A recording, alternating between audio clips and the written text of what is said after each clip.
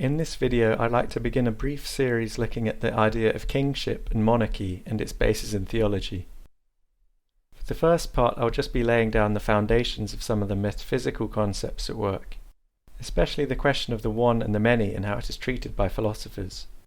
Fundamental for understanding the relationship between the one and the many in terms of political discourse is a clear understanding of the distinction between person and nature in a Christian context. Implicit in the discussions of this distinction, at a theological and anthropological level, are very profound ramifications about the structure of the world itself and the social order. For this reason, I only think it proper to turn to the Church Fathers, and in particular the Cappadocians, who famously addressed these issues with the doctrine of the monarchy of the Father as the proper basis for all Trinitarian theology. As St Gregory of Nyssa writes in his On the Creation of Man, it is the notion of hypostasis that accords to each separation by means of the properties that are seen in them, and this also appears in number as a composition. Nature, however, is one, unified with itself and a precisely undivided monad, not increased through addition, nor decreased through subtraction, but in what it is one, and remains one even though it appears in a multitude. It is indivisible, continuous, and complete, and not divided alongside the particulars that participate in it.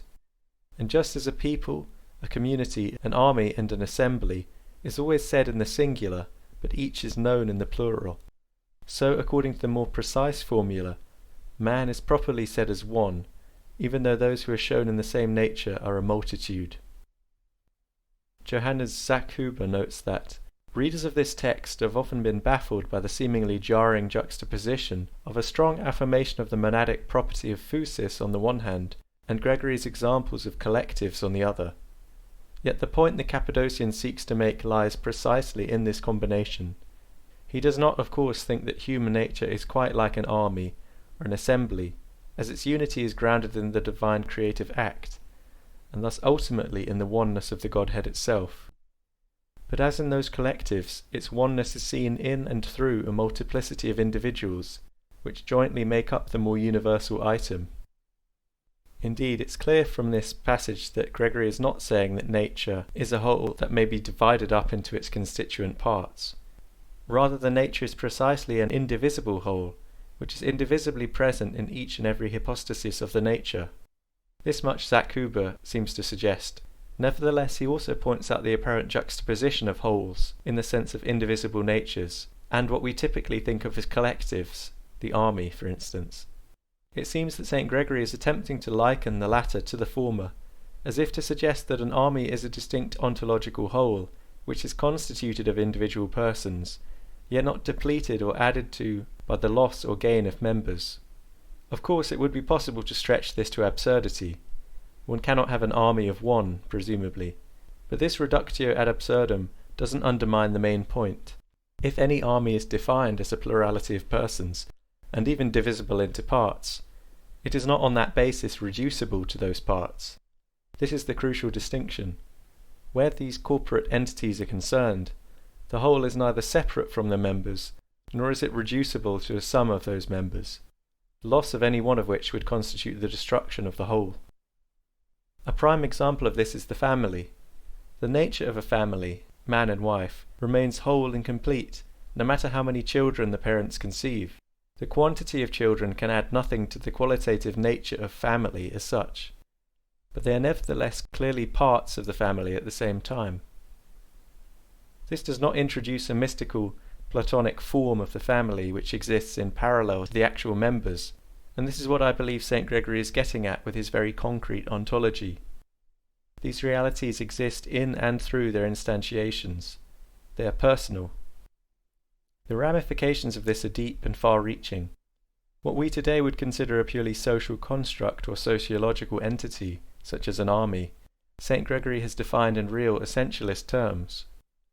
If this is true of the army, it must a fortiori apply to the nation with its monarch.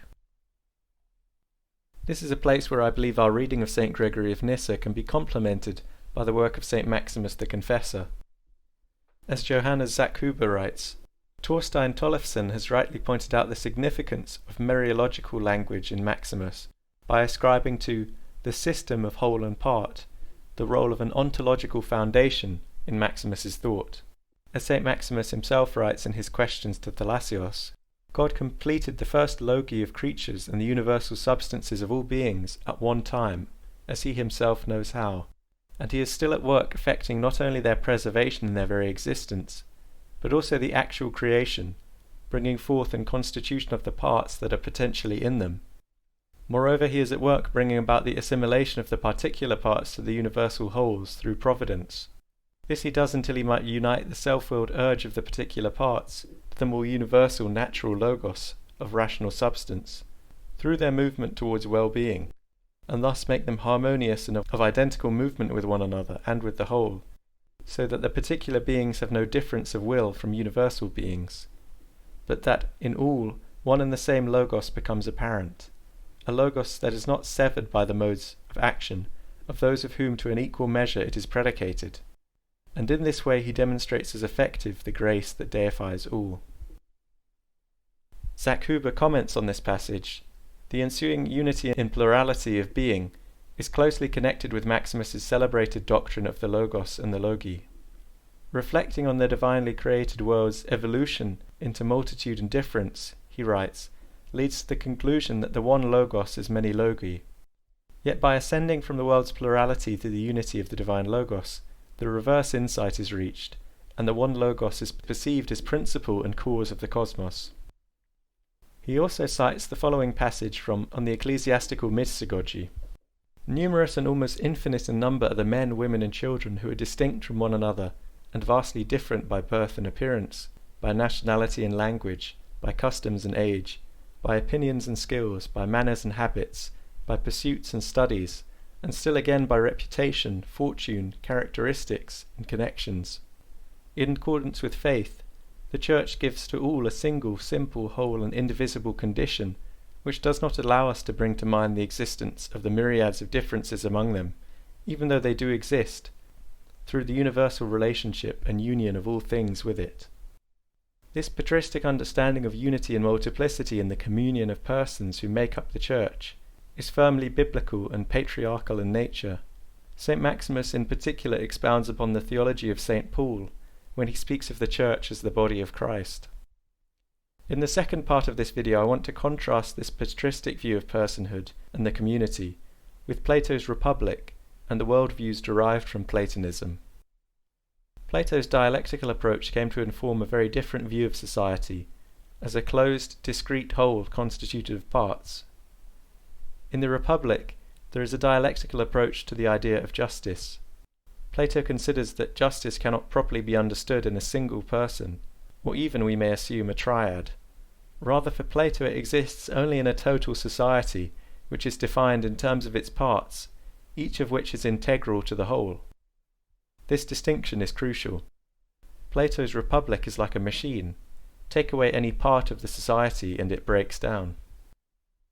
We may contrast this in real terms with a more patriarchal form of society, which is in a sense modular and tree-like. The family unit, so to speak, is indivisible, but free to expand or diminish in size organically and without breaking down. Neither views of society is individualist, but their respective attitudes towards the part-whole relationship is radically different. The Platonic model was the key influence on Hegel's dialectical approach to the state, which cannot be understood as a whole without understanding the parts. Hegelians take this approach to be inevitable, and this ideology was the chief influence on Marxism. But obviously both worldviews are laden with metaphysical claims and presuppositions. By contrast, the Byzantine Patriarch of Constantinople, St Gennadios Scholarios, considered Aristotelian metaphysics, in contradistinction to Platonism, as closer to the biblical patriarchal ideal. This does not mean that he was an Aristotelian. He had his issues with Aristotle and strong disagreements with Latin scholastics such as Thomas Aquinas. His preference for Aristotle, however, is indicative of his disagreements with contemporary Platonists such as the pagan philosopher Gemistos Plethon. St Gennadios Scholarios was the chief intellectual antagonist of Plethon and a staunch defender of orthodoxy. As Nikitas Siniosoglu writes in his book on Gemistos Plethon, Radical Platonism in Byzantium, What attracted Platon to Plato's political philosophy in the first place? The reply is to be found in Plato's notion of a politeia as a closed, organic political entity that the governors should let grow, so long as in its growth it consents to remain a unity, but no further. This ideal was irreconcilable with orthodox religious transnational ecumenism. The idea of a political community present within the Platonic understanding of politeia as an organic, finite and ordered system clashed with the potential universalism that philosophers such as Palamas and Scholarios recognized in Aristotle.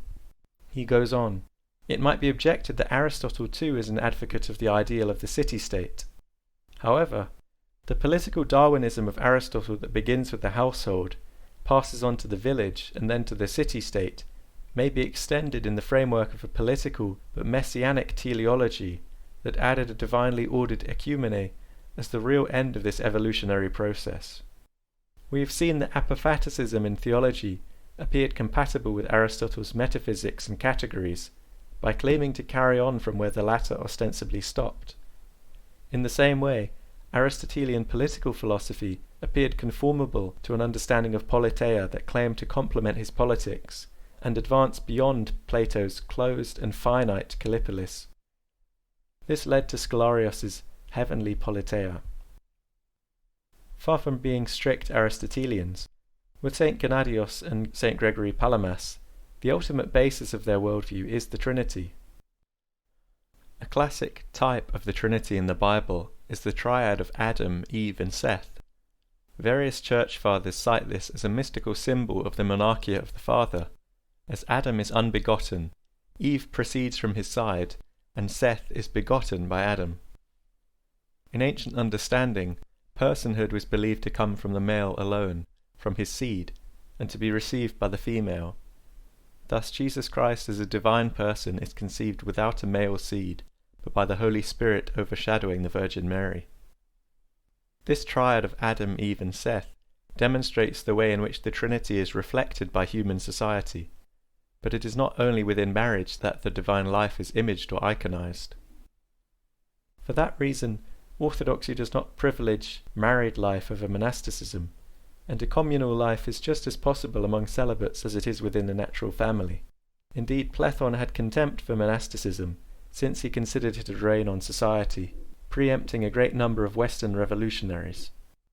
Marriage and monasticism are two different but equally valid paths, which are capable both of flourishing with relative independence and of benefiting one another within the wider communion of the Church.